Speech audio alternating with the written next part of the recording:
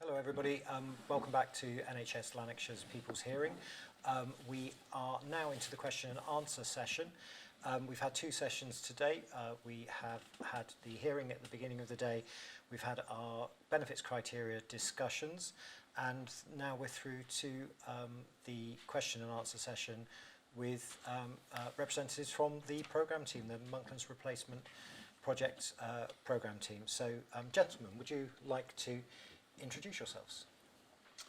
Graham Johnston, Head of Planning and Development for NHS Lanarkshire. And I'm Graham Reid, Project Director, responsible for design and construction of new hospital. Welcome. We've got the members of the public have been submitting questions throughout the day, and I'm going to go through them in the order that they were submitted.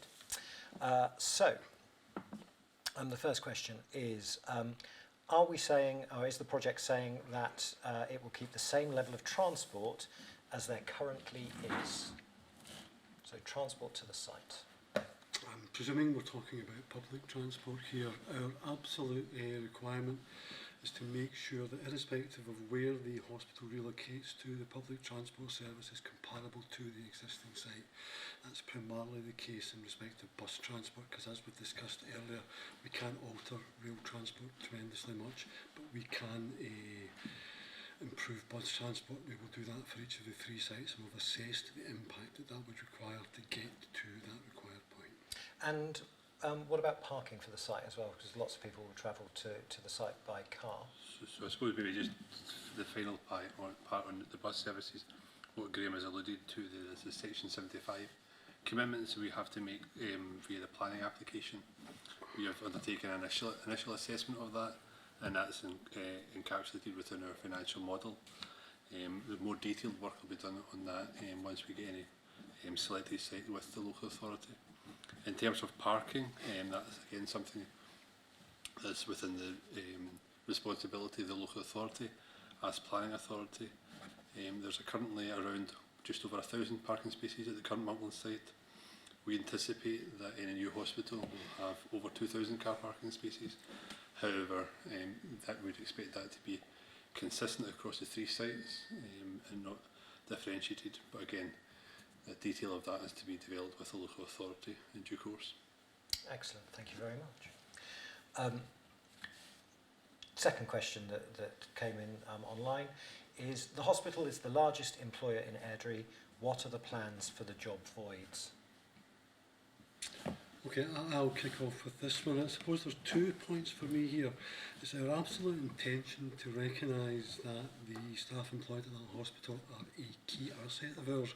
Our plan is to seek for all of them to move to the new hospital, irrespective of location, and we will put additional transport streams in place to accommodate that.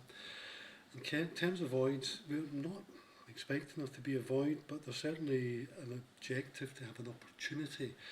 When we relocate to a new site, the existing site will then become vacant. Our plan is to develop a health and wellbeing centre on that site that will produce job opportunities in the future. Of that, there is no doubt.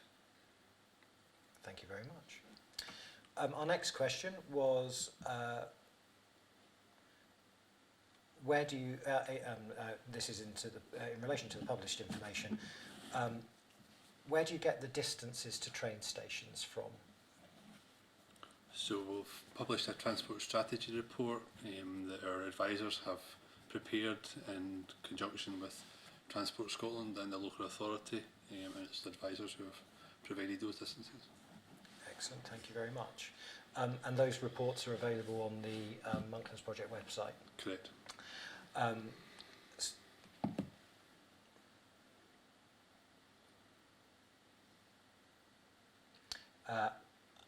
I don't understand that question, I'm afraid. So I'll take advice from Craig and come back to you on that one. What was the point of building the new surgical ward and Maggie's on the current Monklands site if you're going to move it? This is quite an easy one. The hospital exists to meet the demands of the patients today. Those developments were planned quite some time ago, and certainly in terms of the Maggie Centre, it's been up for 3 or 4 years now, so the planning of that took place 2 or 3 years prior to that. We are simply responding to need and delivering services to meet our patient group. We also have to bear in mind that the existing hospital will be there until probably 2026-27. So had we not provided those, we would actually have a service shortfall, and that wouldn't be supportable. Thank you very much.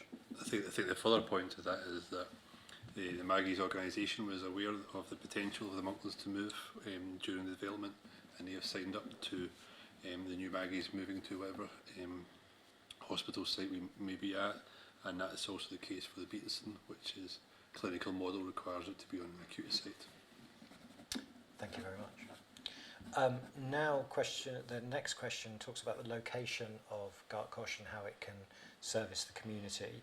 How can Gartcosh service the community if it's on one side?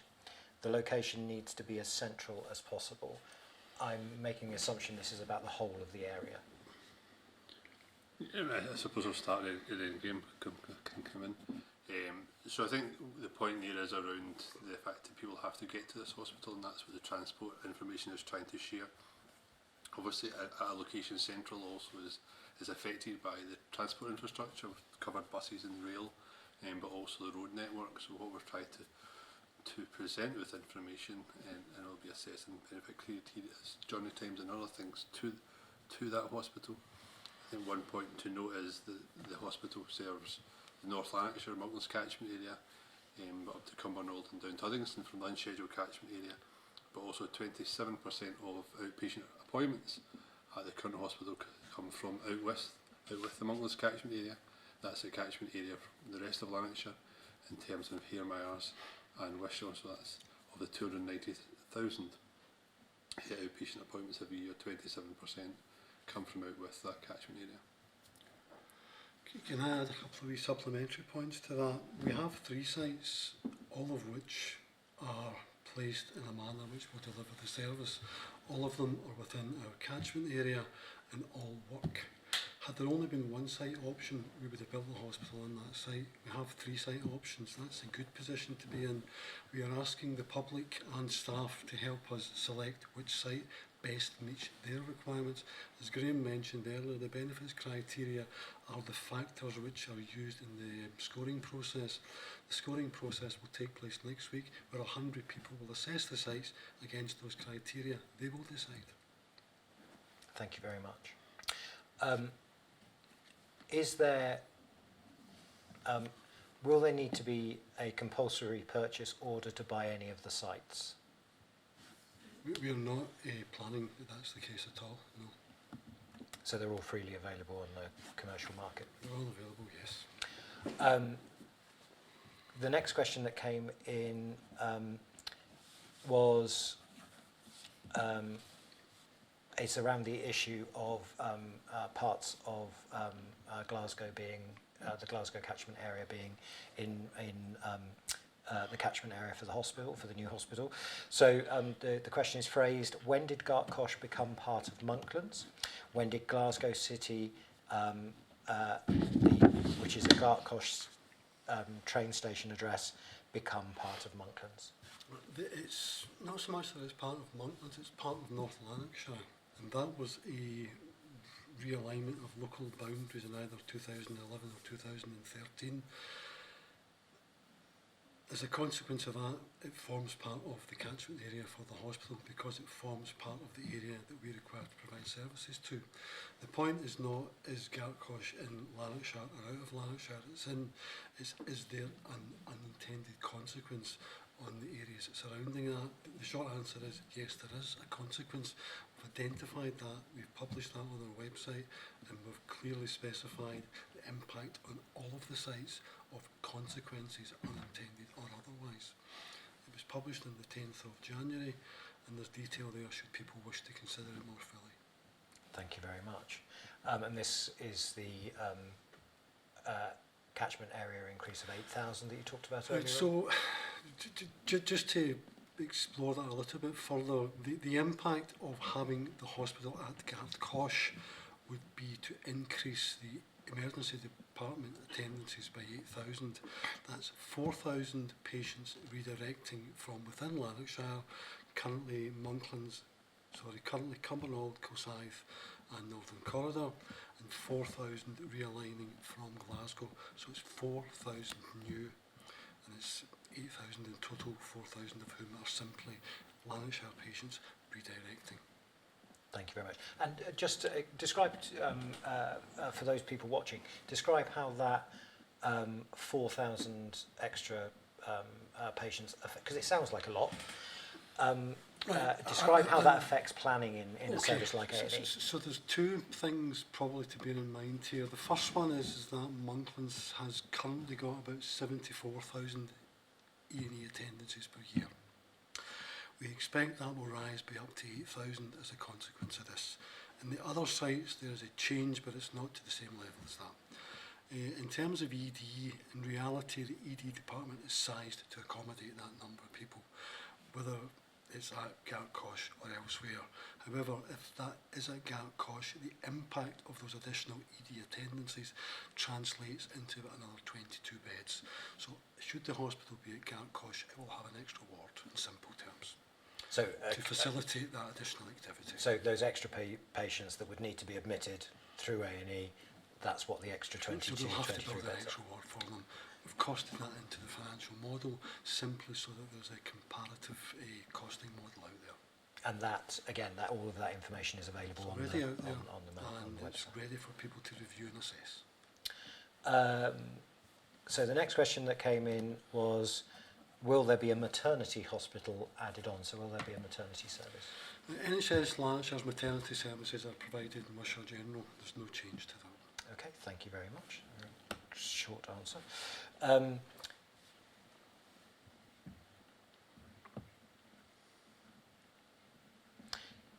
Traffic question. Traffic is bad enough on Forest Street. The road will not be able to handle the traffic to a hospital at Wester Moffat. That's more of a statement than a question. So I think this references a location close by to Wester Moffat's site. Again, the transport strategy report that I highlighted earlier has identified with the local authority a number of improvements that have to be made should the hospital be on Wester Moffat to facilitate traffic flow, and that has been assessed in conjunction with the local authority, and a financial allowance has been made within the report, and that has been done for each site as well. Okay, thank you very much. Question 12. Why is there so much focus on, again, travel, why is there so much focus on train stations? A lot of people who use Monklands just now do not have direct train access.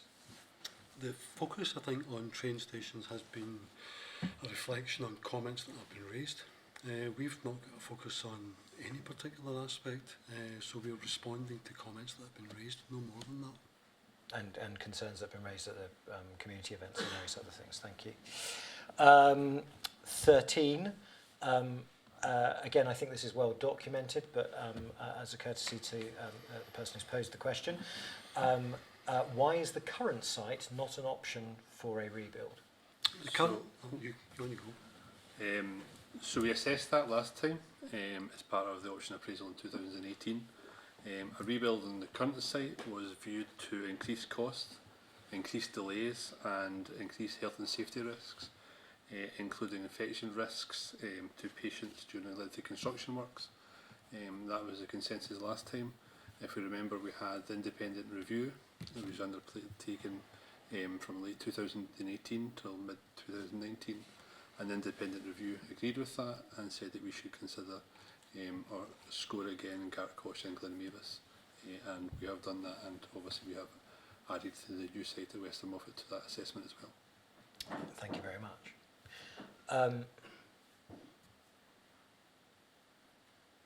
14. This is a comment on something that was said at the panel this morning.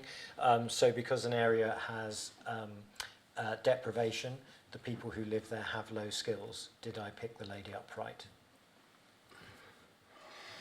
I don't think that's necessarily the point that was made. I think the point that was being made this morning was that if an area has deprivation, there is likely to be a larger number of people there who either have no jobs or have lower paid jobs. The question was raised in connection with the access to travel, transport, and in particular car ownership. I think the point being highlighted was that from those particular areas there's likely to be more people using public transport. Okay, thank you very much. I'm going to throw the questions open to the room if anybody would like to. Sir? Yeah, my name's Neil Gray. I'm the Member of Parliament for Ridge and Shot. I think some of this has been covered in part. I've got two questions. Sorry, can I? Hello. If I give you that, then people at home can hear you. Thank you, Paul. My name is Neil Gray. I'm the Member of Parliament for Airdrie and Shot. Some of this I think has been covered. Some of it was outlined in the submission from myself and Alex Neil, MSP, but I've got two questions. One is around how the panel and how the scoring event will ensure that the 2/3 of people living in postcodes in the Monklands catchment who are living in high areas of deprivation will be recorded and will have their access to the hospital presented in such a way as to ensure that they are fairly taken into account. They're obviously the people who are going to be using the hospital most or most likely to need access to it. And obviously the further away that you move it from them, the harder it would be for them to access those services. I take the point that was made earlier that it's not for the health service to alleviate deprivation, but neither is it to widen health inequalities either. My second question is around the changes in flow. We've got figures today that it's 8,000, so I'd be keen to know where those figures have come from, how that's been appraised, whether that the majority of that would be unscheduled or whether that would be scheduled care. How have those figures been arrived at, so we can understand the impact that will have on the hospital, but also on people from the local catchment area who are looking to access that service. Thank you. Okay, thank you. In terms of your first question, in relation to the scoring event, regarding the SMID data zones and so on and so forth, there's 2 points in the response from me. The first point is that the percentage or proportion of people who will be scoring is based upon usage. If usage is impacted upon by deprivation, which we know it is, the proportion of those people is then greater. The second point is that it's about nominations, and the nomination process has been designed so that people who wish to can nominate themselves to take part. So we're not seeking to or endeavouring to influence that part at all. We've simply said to people, if you belong to postcode area X, ML6 in this case, there are 12 spaces. If you want one of those spaces, please nominate yourself. There have been many more than 12 people have nominated themselves, which tells me that there's good interest out there. We're not assessing them on the basis of any demographic change, any demographic pointers at all. We are simply adopting a random process thereafter. So the first point is a higher percentage of users represents the highest proportion of scorers. The second point is anybody is free to nominate themselves. So we're not endeavouring to get into that kind of a sub-debate, if you want to call it that. In terms of the flow, the calculation is based upon actual activity. It's all unscheduled care. There is no expectation that people from Glasgow will utilise this hospital for scheduled care. They would be referred to their existing service provider in the normal manner. It's only if they elect to appear on their own or of their own accord. So you can elect to go to any A&E department that you wish to go to. We have undertaken an analysis of current Glasgow ED usage. We've assessed which group of patients from which postcodes we believe would be more likely to go to Garcosh or Glen Mavis or Western Moffat rather than their existing hospital. And it's a very simple hypothesis. If it's quicker to get to location A than location B, you'll go to location A. We've undertaken an analysis. We've given the summary of that on the website. It's 8,000 ED attendances. That's unscheduled attendances that will be redirected. 4,000 of those coming from, in essence, Easterhouse, Garthamlock, and there's another one, its name I can't remember, and 4,000 coming from the Northern Corridor, Cumbernauld and Cosaith. So 4,000 are Lanarkshire patients realigning, 4,000 are Glasgow patients who are electing to go to a hospital should it be at Gartcosh. Can I come back? Yes. Thanks very much. I appreciate those explanations. My first point, perhaps it wasn't clear. It was more how people in the areas of highest deprivation interact with the hospital, access their hospital, and are able to use it, and how that is going to be scored effectively. So as the people who are most likely to use it, who need it the most, but also have the greatest barriers and hurdles over which to get to the hospital at all, how we are going to reflect those people at the scoring event. And because, as we well know, people in areas of high poverty and deprivation are least likely to put themselves forward for events like this, are least likely to put their head above the parapet to shout for themselves. So if they can't do it, then it's our job as their representatives to make sure that that happens. And also, it's incumbent on the board to ensure that the services are being catered to ensure that the people who the hospital has been built to serve will actually be able to serve them. I think there's two slightly different points in here. The first point is that it doesn't necessarily flow that people who come from areas of high deprivation need hospital care, they need health care. And there are a range of healthcare opportunities in the locality. One is the major acute hospital, the second one is the community and primary care services.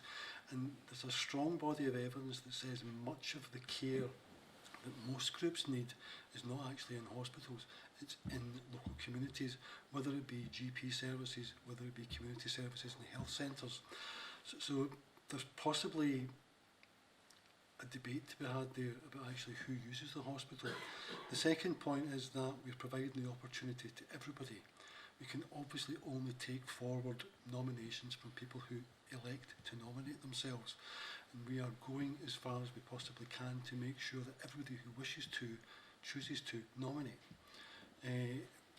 So we're not focusing on particular groups, we're focusing on everybody. And we're giving everybody equal opportunity so that if people elect not to nominate, there's nothing much more we can do about that. We have taken the message out as widely as we can, and I would like to think that we've actually got a very, very wide reach this time. Once the process is over, we'll actually share some information on the internet kind of hits, as it were. And to date, those are much higher than I expected them to be, so I think that's a good news story. There is also, sorry if I can respond as well, in part of the process that Graham won't have had the output from yet, is that you will have heard some of the conversation in the session earlier, which has highlighted some of those issues. So hopefully we'll have, or hopefully the project will have some representatives of those communities who are most likely to use the services in the room, even though that is unlikely, as you said. Also, we've asked them to consider putting specific information about people from those communities in front of the scorers. So it might be specific information about the people from those communities using the services and how they get there and everything else, and people from those communities in the room receiving that information and scoring. So from a good practice, best practice point of view in scoring, then that's highly likely that that we deem that to be representative as such. And just as a final point was around making sure, because I was present for the discussion around the scoring, that the board are taking cognizance of the discussions that was had there, and that if possible the scoring criteria might be amended, but certainly the information that's provided is clear around the postcode areas that we're talking about that are going to suffer the most from the hospital being moved furthest away. If there's a commitment from the board that that's going to happen. The short answer is yes, of course there is. I think there were 2 or 3 kind of sub-points for me to make there. Firstly, we had a debate, there was a debate on benefits criteria. That will result in the benefits criteria changing from what we originally had last time around, reflecting comments and points put forward by a whole range of people. Secondly, there will be a scoring event on the basis of that, and we know we've spoken about that. Thirdly, there will be a process of feedback so that people can comment on that process. And fourthly and finally, all of that information will be presented to the board to help them in their decision-making process, so that everything that's spoken about and discussed will be captured. And that's why we undertook these public events over the last 2 weeks. We now have a wealth of data, and that will be summarised. Most of it, if not all of it, will be on the website in the next few days, simply so that people can see what's been spoken about and be assured that that breadth of conversation has taken place. It was a very long yes. So, if you'd like to introduce yourself as well, please. Alec Neil, MSP for Airdrie and Shotts, the former Health Secretary. Picking up on the point about the public representation at the scoring event, can I turn your attention to the staffing representation? Because very clearly, first time round in 2018, the staffing representation at the scoring event was very heavily dominated by medics and ordinary workers, if I can put it that way, particularly lower paid workers such as porters and auxiliaries and a whole range of other people were not represented in any meaningful way at that scoring event. So just as we want to make sure that the public attendees are a proper reflection of the public who will use this hospital, and 73% are from the Monklands area, 90% will be day patients. Similarly, what measures have been taken to ensure that the overall staff representation is actually representative this time of the staff who work in the Monklands and not dominated only by doctors. Now, let me emphasise, I think it's important, obviously, for doctors of all grades to be involved in this exercise as well, but it's equally important for nurses, for porters, for all the range of people employed in any hospital to be represented as well, because clearly, while many of the doctors will live out with the area, some of them in Glasgow and further afield, nearly all of whom will probably have access to cars, the people who are providing the cleaning services, the laundry services, the catering services, the portering services will tend to be local people who can't afford some of the public transport if it's changed, particularly after the 4-year period when they go back to having to pay their own expenses, and also the time it will take and the accessibility of travel for these people. And they make up a very significant proportion of the people who work in the hospital. So we need a guarantee that, as with the public representation, this time round, the staffing representation will be reflective of all the staff and not just the medics. My second question is in relation to the opinion polling that was referred to by yourself, Paul, and my apologies for being late. I had a hospital appointment myself this morning in Ayr. In terms of the opinion polling, again, it will be very important to ensure that the sample analysis of the opinion polling is also representative of the people who will use the Monklands in terms of geographical location, in terms of obviously age distribution, and in terms of where they are in the IMD analysis of where they live, and so on and so forth, people with cars, people without cars. So can we get a guarantee that the opinion polling, which I think is a good idea, by the way, I think it's the opinion polling can be more scientific in many respects if properly done by opinion poll experts. Can we get a guarantee that the opinion polling analysis will reflect the people who use, so, you know, in an opinion poll, depends how it's done, you might get a much higher return from people in, say, well-off areas than you will from people in IMD areas, but obviously once you get the results in, you can then statistically adjust that to reflect the opinions of the majority or a large minority. So can we get a guarantee that that will happen as well in terms of the opinion poll work? Right, everybody's looking at me, so I'll answer the question. Thank you for those two questions. You make a number of points in respect of the staffing complement, and we haven't really spoken about the staffing complement, so it's helpful just to talk that through. On the website, we've actually clarified this really in respect of the point you've made. So the scoring event will have 100 people, 51 members of the public, 49 members of staff.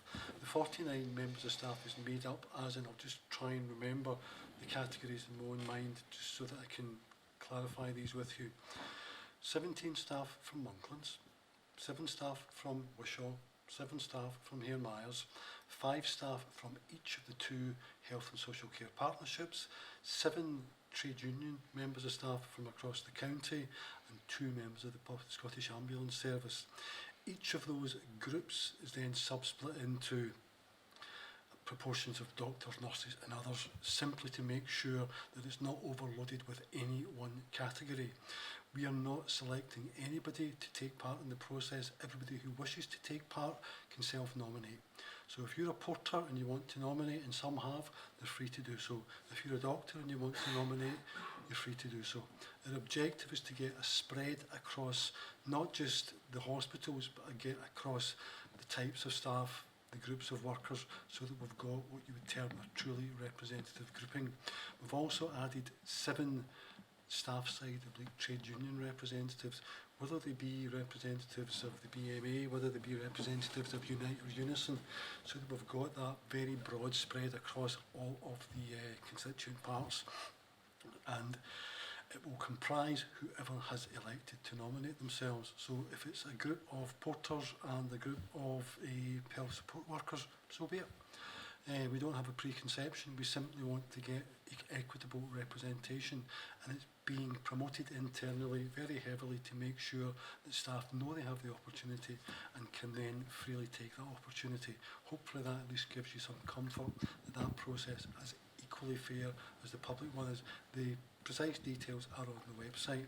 In terms of the opinion polling, I'm quite pleased to hear what you say there, because what we want to get is a baseline. So we're doing 2 opinion polls, one just prior to the scoring event, which is ongoing, and one after the scoring event.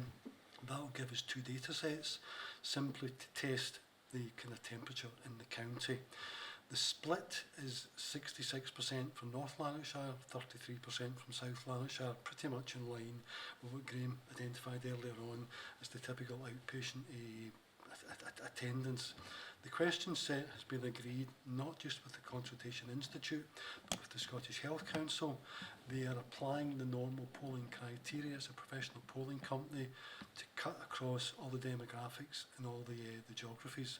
We will publish that and it will simply say what it says. Our objective was to get an independent data set that would be able to be compared with the outcome from the scoring event. That will be published, and it will be published as soon as we have all the available data. I can say a couple of points in that answer give me a bit of concern. What's the rationale for only 17 staff from Monklands being included in the scoring event, but there's 14 from the other 2 hospitals, plus another 7 nominated by the trade unions?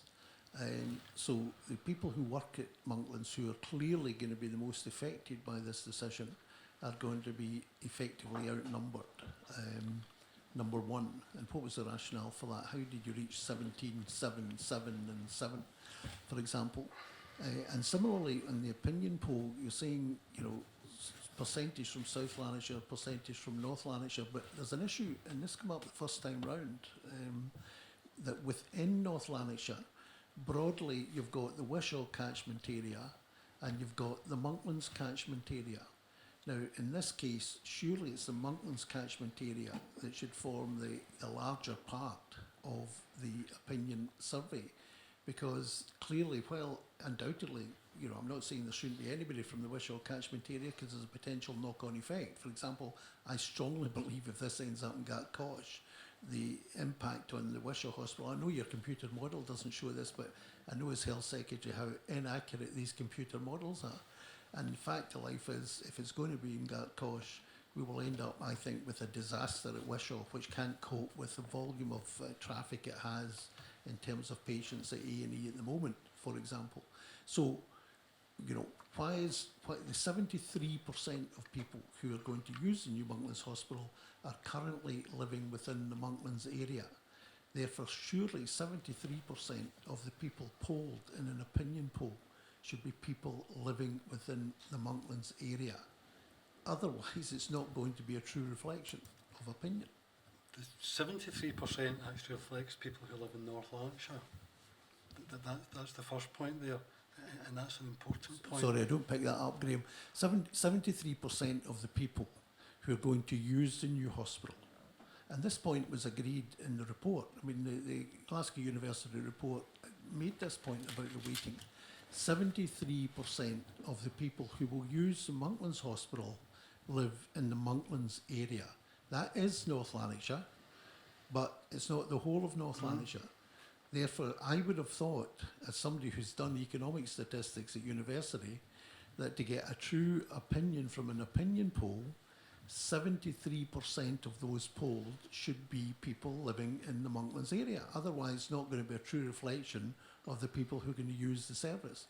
The other 27%, of course, should be then broken down between those from the rest of North Lanarkshire who will use it and then people from South Lanarkshire. I don't see how any other split makes sense from an opinion polling point of view.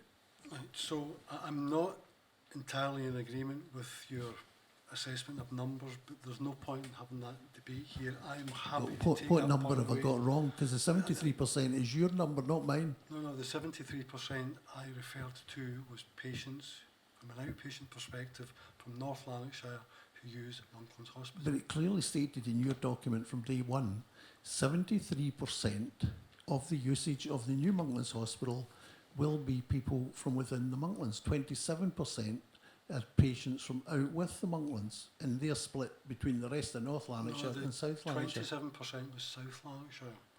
The 73% was North Lanarkshire. I'm happy Well, to that's not what your clarify that for that's you. not what your document said, So, and at no time was that corrected in the last 2 years. So you need to get your story right here. I Can I therefore ask you, what percentage of what in terms of the new Monklands Hospital, what do you now say is the percentage of people who will use it will be in both inpatients and outpatients? What percentage will be people who are living in the Monklands area? right, I'll need to clarify that for you. Because I don't have that particular piece of information right to hand, which is why I don't want to debate it, as it were. I recognise that we are perhaps talking at cross purposes, so I'll clarify that for you and happy to do that. I think it really has, Chair. I think this is an important point that has to be clarified because this is news to us, because I think I'm right in saying all along NHS Lanarkshire has claimed that 73% of the people who will use the new hospital are people from the Monklands, based on existing figures. But whatever it ends up being, the opinion polling, if it's to be credible, will surely have to reflect the percentage of people who use the new Monklands hospital. So, I think you've had a commitment from NHS Lanarkshire to respond to that, and I assume that will be in writing. Oh, yeah, absolutely. Yep. So the specific question about the statistics. Secondly, in terms of polling, firstly, 2 points to make on the second question. The trust appears, the NHS Lanarkshire appears to have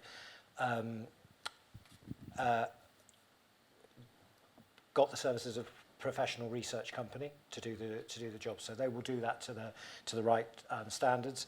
The methodologies that they choose will reflect properly the if they've been asked to represent the views of local people in the research exercise, and I haven't seen the brief, nor would you expect me to have, but that will be their advice will be or their approach will take that into account. And they've got 2 ways of doing that. So that's firstly structuring the sample to start with, as you are familiar with statistics, you'll know. And secondly, also they've got the opportunity, should there be any challenges with that, to actually weight those responses appropriately afterwards. And any of that methodology that's used to properly reflect that, the analysis would be published as part of their output report. Yeah, it depends obviously what methodology is being used. For example, if it's being done through social media, then clearly you're depending on people responding, and you don't know what percentage, and therefore you have to weight it I'll ask afterwards. I'll ask. Can I just finish this point? Sorry. But if you're doing it other ways, if you are writing out to people you have chosen for the survey, then surely it's very important right at the start to ensure that the percentage of people who use the Monklands is reflective of the percentage given the opinion poll. You still have to do a bit of weighting at the end of it, clearly, depending on who responds and who doesn't. But I think this is an important point. And, I'm not convinced that the current remit, from what I've heard, I'm not convinced that the current remit to the opinion polling organisation properly reflects that. I can understand that you might have concerns. I don't think we've heard enough today to be able to make that judgment. But I'll ask the NHS Lanarkshire to include that. I think it's easy to jump to certain conclusions on an absence of information, but will you again share some details about that? I'm happy to share a little bit more detail just now, just while we're Okay. here. Your point on the proportions, I understand and I accept. I'll take that away. The process has been undertaken on the basis it's a telephone survey, and that then falls into demographics or the geography thereafter. We will do a sensitivity analysis on that, simply to make sure that we are satisfied that the outcome is robust and accurate. And it's pretty much, I suspect, along the lines of what you would expect to see. My final point is that in our analysis of impact of locating the hospital at the various sites, there is an impact on Wishaw. There's actually an impact on Wishaw at any of the sites, but for Gartcosh, we have calculated that the impact would be about 2,300 additional ED attendances per year. Now, we haven't used a fancy computer model. We've actually used a manual methodology, simply because it allows the detail to be assessed by a human brain. And we're quite confident in that process, simply because we've undertaken it at least twice before, and it's proven to be very accurate. I just make the point, as former Cabinet Secretary for Health, that the estimates for the usage of the new Queen Elizabeth Hospital ended up in a hospital that's 20% under capacity. So you'll forgive me if I am a bit sceptical about the forecast. My only comment would say I didn't do those. Thank you very much. Is there anybody else that would like to ask any questions? So, ladies and gentlemen, thank you very much for staying with us today. Thank you very much to everybody who's participated. Thank you very much to our technical crew who've stayed with us through the day. Thank you very much. And to everybody who's been watching online as well. Thank you very much. There will be some information about today's sessions posted on the website in the next few days. And the scoring event will take place on the 10th of April. Thank you very much. Thank you very much. March, sorry, 10th of March, next week. Yes, sorry. Thank you very much. Bye-bye. Thank you.